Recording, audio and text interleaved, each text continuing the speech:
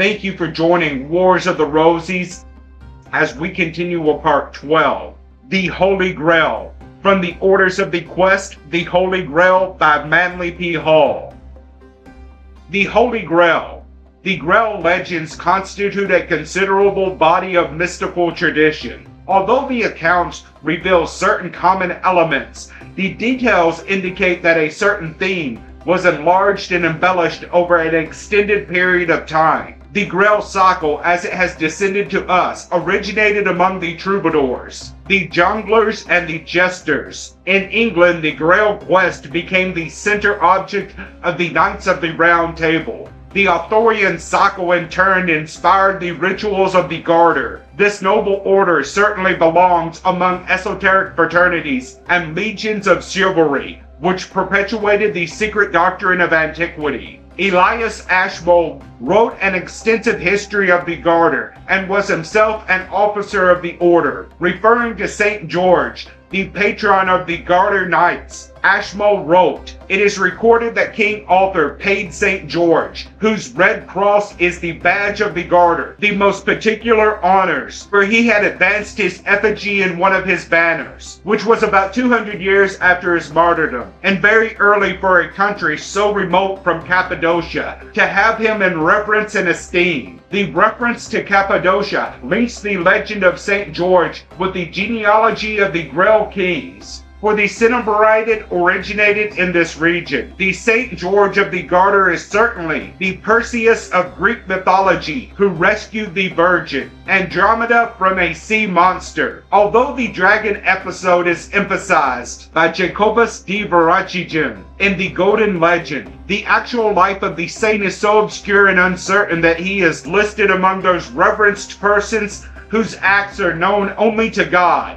He seems to have been martyred in Palestine, and there is some evidence that two men of the same name have been involved in the popular tradition.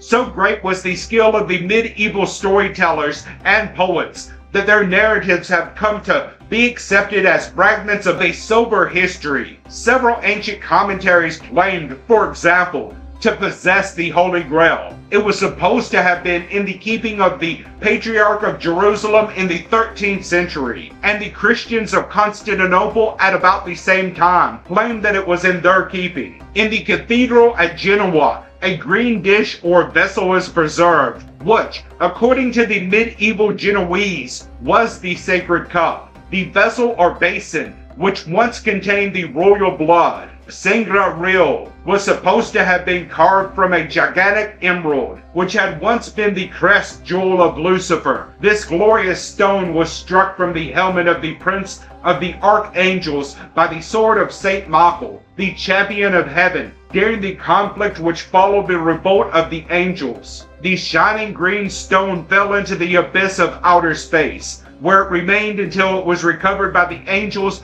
and fashioned into the Holy Grail. The Emperor Napoleon I, a realist in matters of religious, took the green vessel from Genoa to Paris, where he had it chemically tested. The highly prized chalice proved to be green glass. The legend of the heavenly emerald is reminiscent of the account of the Smaragdian tablet, traditionally believed to have been discovered in the tomb of Hermes by Alexander the Great. Unfortunately, this hermetic emerald has proven as elusive as Lucifer's crest jewel, and sober reflection increases our admiration for the splendid inventions of the troubadours. They were indeed universally learned, according to the measure of their times, for they drew upon a wealth of curious lore in the production of their wonderful and beautiful hero tales. The legends were received with sympathetic understanding by the bards and knightly orders of Britain. In the Vale of Avalon, in Somerset, Western England, stands in the ruins of Glastonbury Abbey. Here, according to the songs of the gentle singers, Joseph of Arimathea, nearly 2,000 years ago, brought the holy chalice, which is now said to lie buried beneath Glastonbury Tor. The abbey ruins represent the earliest Christian foundation in England. The first church was a little wattled building believed to have been erected by Joseph of Arimathea about AD 61. The great church later built upon the site, and all the monastery buildings were destroyed by fire in AD 1184. But rebuilding started immediately. In the year 1191, the bodies of King Arthur and Queen Guinevere were found on the south side of the Lady Chapel at Glastonbury. These royal remains were later placed in a black marble tomb close to the abbey. This tomb survived until the 16th century. Around the legends of the Holy Grail in England were developed the rituals, symbols, and emblems of the Order of the Round Table. The circle of knights gathered about the table, which was the mirror of chivalry, represented Jesus and his apostles at the Last Supper. There is nothing to indicate in the Epic of the Round Table that the questing knights sought the Grail in the ruins of Glastonbury. Such inconsistencies, however, only reveal the unhistorical dimensions of the legend. From the Arthurian assembly, the mysteries of the Grail Kingdom passed to the Knights of the Garter, whose order represented the secret kingdom of the heroes. In a familiar form of the story, Joseph of Arimathea, accompanied by a small retinue, reached England in the 1st century AD. He brought with him the sister of Veronica, who carried the napkin impressed with the features of Christ. This napkin is the Vera Akan, the true representation, from which the name Veronica is derived. In recent years, efforts have been made to prove that the plain silver cup used by Christ and his apostles in the celebration of the Last Supper is enclosed within the great chalice of Antioch. This chalice, which was on exhibition in the House of Religion at the Century of Progress Exposition in Chicago, now rests in the vault of a bank in New York City. Thus it would appear that two cups are involved in the legend. One, the chalice of the sacrament, and the other, the vase of the sacred blood. The quest of the Holy Grail was the most important and most mysterious of the legends of the Order of Chivalry. The Knights of the Quest were supposed to be seeking a cup guarded by angels, which usually appeared to the pure of heart in a circle of splendid light and song, and veiled with a silken cloth. The blood of Christ, ever flowing in the Grail, signified his true doctrine, and the cup which contained it was his Esoteric School, the chalice of his adepts. The search for the Grail was the spiritual adventure of regeneration, and the trials and tribulations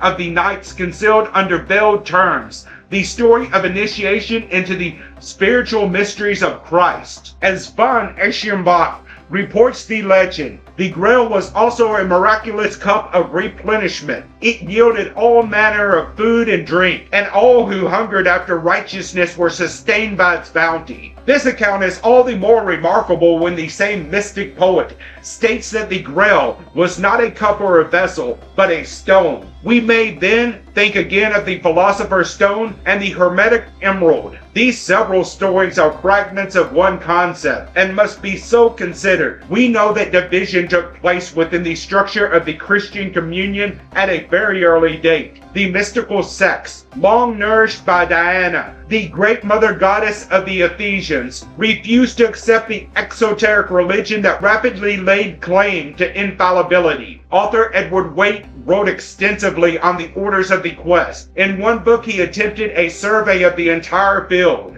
Harold Bailey, after pointing out numerous inconsistencies in Mr. Waite's approach, advances his own conclusions with considerable solid scholarship. The hidden church of the Grail was more than a mere pre-Reformation Protestant motion. It was an esoteric fraternity, a secular mystical communion, a conviction that the quest for truth was possible without benefit of clergy. This lodge of initiates, dedicated to the perpetuation of the universal religion and driven into obscurity by the dominant religious and political factions, existed secretly for many centuries subsequent to its disappearance from the sight of history. Alfred Nutt, in his Legends of the Holy Grail, quotes Hollanandus, whose opinions reflect the esoteric cult of the Grail thus: Christ himself wrote the book of the Holy Grail, and save it not else but the Lord's Prayer and the judgment of the woman taken in adultery. For this we may assume that the legends were held to be the most sacred traditions in Christendom and the true doctrine of Christ. It is not hard to understand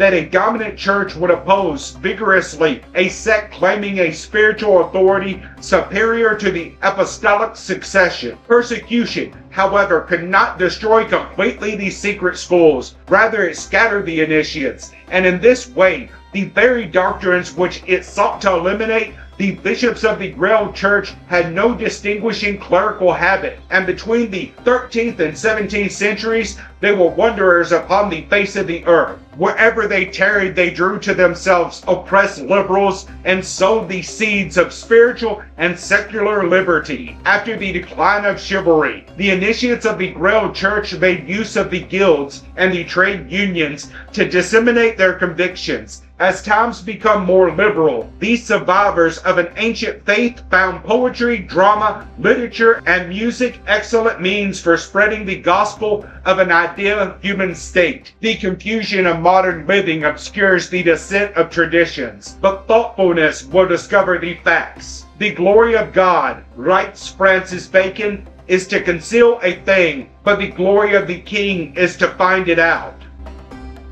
Thank you for watching, and please don't forget to share, like, subscribe, and comment. And if you can, please consider donating to Wars of the Rosies. Links to PayPal and Patreon are in the description. Thank you so very much.